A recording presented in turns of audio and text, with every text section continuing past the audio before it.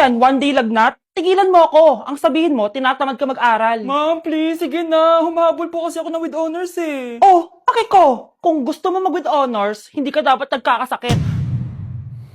Ay, hello ma'am. Good afternoon po. Ah, yes po, ma'am. Kayo po yung nanay ni Scarlett, di ba? Ay, opo ma'am. Yung anak ko kasi nilagnat. Kawawa naman. Pwede pa po ba siya mag-take ng quiz? Humahabol kasi siya ng with honors eh. Sayang naman. Ay, ganun po ba ma'am? Kawawa naman po pala si Scarlett. Di bale ma'am, bibigyan ko na lang po siya ng quiz. Nak, sa susunod kasi magsabi ka sa akin ha. Hindi po kasi siya nagsasabi sa akin eh. Nagka-amnesia siguro to. Naku, salamat sa konsiderasyon ma'am ha. Sobrang bait niyo po. Ay, opo ma'am. Mabait po talaga ako. Di ba nak? Ah, opo nay. Mabait po siya. Delivery po. Anong delivery? Parang wala naman ako in-order, kuya. Nakasulat po dito, Susan. Kayo po ba yun, ma'am? Oo. Sige, baka nakalimutan ko lang. Nay, ano po yan? Cellphone? Di ba mahal to? Opo, Nay. Paano ka nakabili niyan? Siguro nanalo ng raffle si nanay. Nay? Oo, anak. Bakit? Nabalitaan niyo na ba, Nay? Uso yung mga scammer ngayon. Totoo ba? Grabe na talaga ngayon, anak. Sabi sa nakita ko, Nay, nang scam daw siya ng mamahaling cellphone gamit ang credit card ng ibang tao.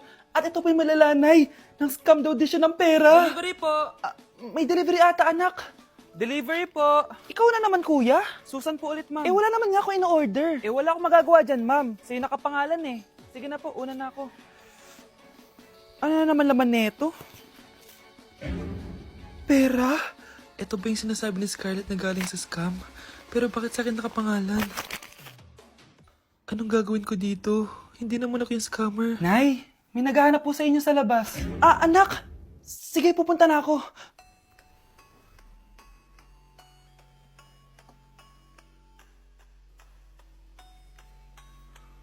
Hello po. Ano pong kailangan nila? Kayo po ba si Susan, ma'am? May natanggap po kasi akong report na kayo daw po nangi-scam.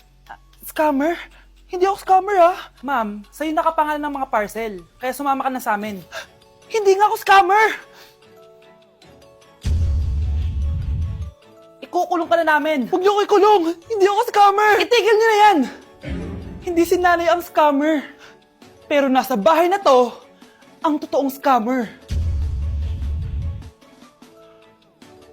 Nay, ito pala yung manliligaw number 1 ko. Approve ba sa'yo? Hello po, tita. So, ikaw pala yung manliligaw ni Scarlett?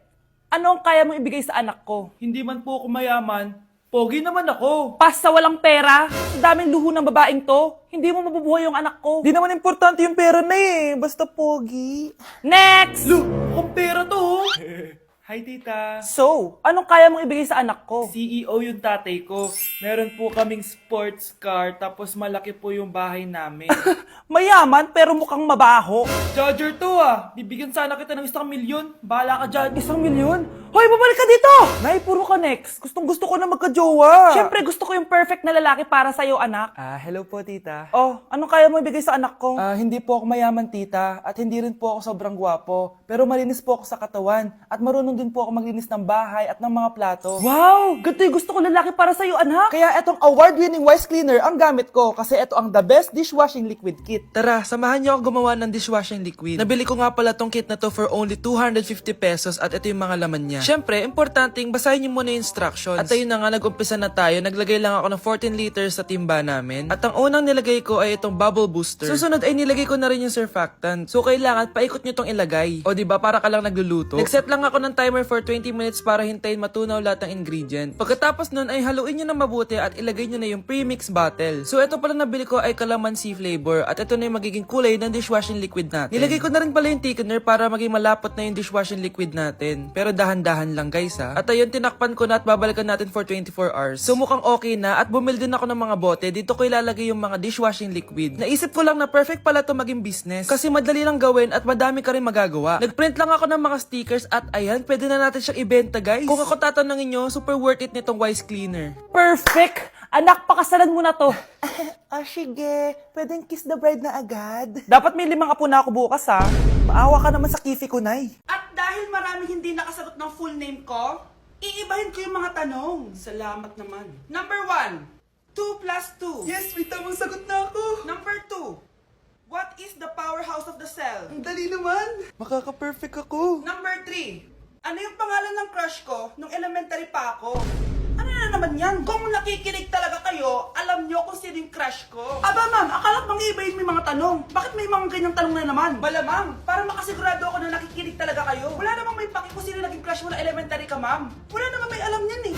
Ma'am, alam ko po kasi yung crush nyo. Nakikinig po ako sa kwento mo.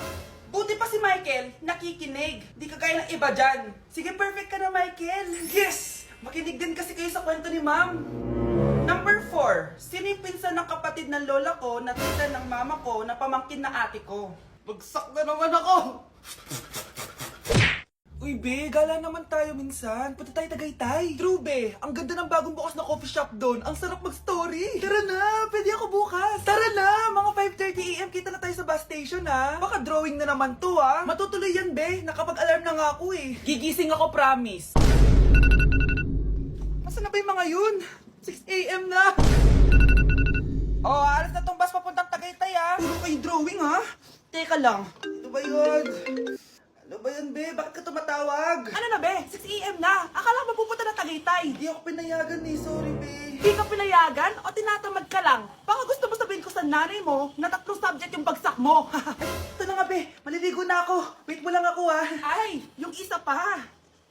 Hello, be. Hindi ako makakapunta. May sakit ako. Sakit. Lalong lalala yung sakit mo, be, kapag nalaman ng nanay mo na boyfriend mo yung anak ng kaaway niya. Ay, be, magaling na pala ako. Nakakalakad na ako. 5 minutes nandyan na ako, ha. Madali lang pala kayo kausap, eh. Let's go, Tagaytay! Hello po, ma'am. Ang ganda naman po ng bahay niyo. Sino yan, Nay? Hello po. Anak, ito nga pala si Bebang. Bagong katulong natin dito. Siguraduhin mo lang na magaling ka, ha. Dahil ayoko sa lahat, yung tatanga-tanga. Opo, ma'am. Ayusin ko po yung trabaho ko. Sige na, mag-umpisa ka na maglinis. Sige po. Di ko talaga gusto yung bago namin katulong dito. Nakakainis yung mukha niya. Ano yun? Ano ba yan? Unang araw pa lang dito, may nabasag ka na agad? Sorry po, ma'am. Tatanga-tanga kasi maglinis? Di mo ba alam na 1,000 pesos ang isa niyan? Linisin mo na yan! At wala ka sweldo na 3 araw, ha? Dahil wala ka naman pambayad niyan. Ganito nyo pala tinrato ang nanay ko. Humanda kayo. Bebang! Gawin mo nga ako ng kape. Ma'am, eto na po yung kape nyo. Ano ba yan? Bakit malamig na to? Gusto mo tapo ko to sa mukha mo, ha? Sorry po, ma'am. Gawin mo ako ulit ng bago. Baka na pang magawa ko sa'yo. Sige po, gagawa na lang po ako ulit ng bago. Pakatanga. Ma'am, eto na po yung mainit nyo pong kape. Sa susunod, huwag kang tatanga-tanga kung ayaw mo mawala ng trabaho. Bebang! Kuhaan mo nga ako ng tubig dito. Eto po, ma'am, yung tubig nyo. Doon ka na nga. Yung makita pagmumukha mo. Sakit ng tiyan ko!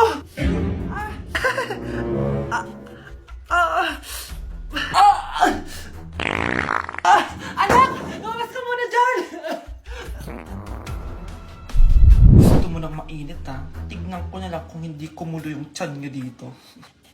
Ma'am, eto na po yung mainit nyo pong kape. Eto po, ma'am, yung tubig nyo. Hindi ko kayo mapapatawad sa ginawa niyo sa nanay ko. Nag-uumpisa pa lang ako sa paghihiganti ko sa inyo.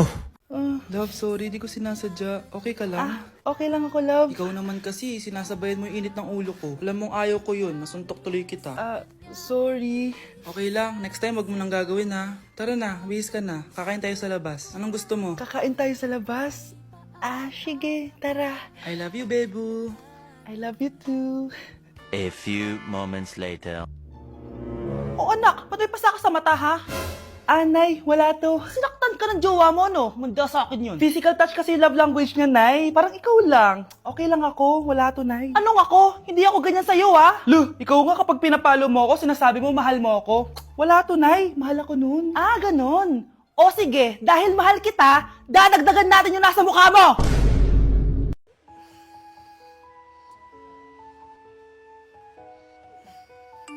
Good morning, love. Kain ka na. See you later. I love you. Pakilig naman. Love, kainin mo na to. Ayoko nga niyan, love. Airplane. Nga. Para naman bata eh.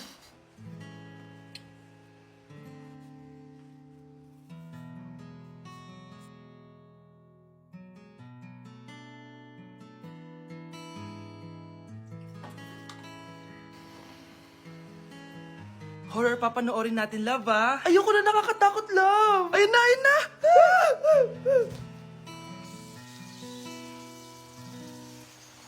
Wow, sipag mo laba. Siyempre naman, ako pa.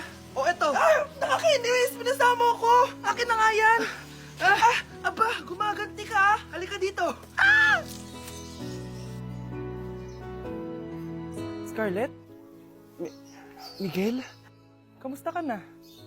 Eto, tinupad ko yung pangako ko sa'yo na aalagaan ko pa rin yung sarili ko kahit break na tayo.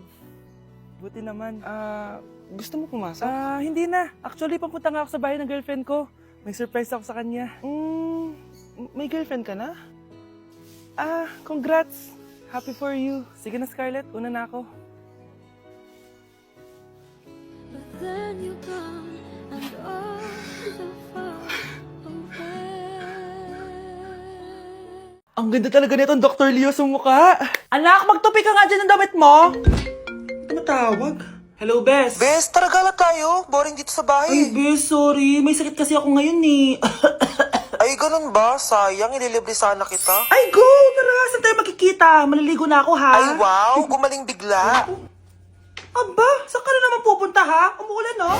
Nay, gagala kami nung anak ng kumari mo, oo. Ililibre daw niya ako. We, o gamitin mo tong Dr. Leo Ultra Facial UV Protector Sunscreen. Ha? Umuulan naman na eh. Yes, kahit umuulan, kailangan mo pa rin mag-sunscreen. Super love ko talaga tong Dr. Leo na sunscreen. Effective sun protection to kasi this has SPF 50+, PA 4+. Waterproof at sweat resistant din to. Plus, it also locks in skin moisture. Di ko expect na super lightweight lang pala neto. Super fresh din sa feeling and of course, suitable for all skin types. Grabe na, ang glowing ng skin ko. Tapos nawala din yung pagkadal and dry ng skin ko. O, diba? Sabi ko naman sa'yo eh. O, ito, sa'yo na to. Mag-ingat ka ha. Yes, Nay! O, yung pasalubong ko. Patay.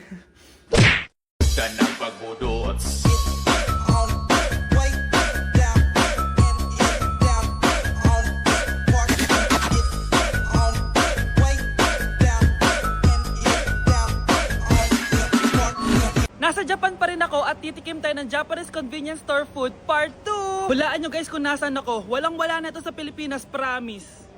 Hindi talaga pwedeng wala akong mabili tuwing pupunta ako dito sa Family Mart. Tignan nyo naman, parang lahat gusto mong itry, di ba? Guys, may nakita ko. Parang may ganito ako. Okay pa ba to? Parang panis na. Add to cart. Guys, mukhang masarap to. Oh. Add to cart natin to. Guys, nakita ko kanina daming Japanese na kumakain nito. So, add to cart natin to. Guys, parang masarap din to. Pami Chiki. Add to cart.